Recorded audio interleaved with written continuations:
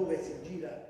Erano finite ad un'asta illegale sul web dopo essere state rubate le 2 terracotte della Magna Grecia del IV secolo a.C., nere con figure rosse, caratteristiche dell'epoca di fabbricazione Apula, cioè riferita all'attuale regione Puglia, e riconsegnate alla soprintendenza stamane dai carabinieri del Nucleo per la tutela del patrimonio culturale, che avevano fatto partire l'indagine, ancora in corso, proprio da qui, da Venezia, incrociando oggetti in vendita con la banca dati dell'Arma relative alle opere d'arte sottratte. Indagine risalente al 2021, cioè in pieno lockdown, quando le aste si tenevano esclusivamente via web.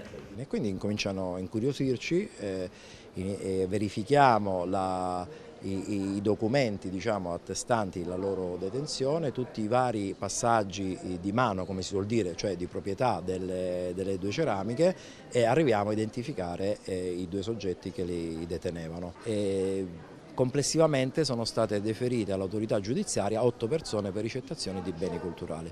I 2 reperti di particolare fattura, integrità e valore storico-artistico sono ora nelle mani della soprintendenza di Venezia. Si trattava di ceramica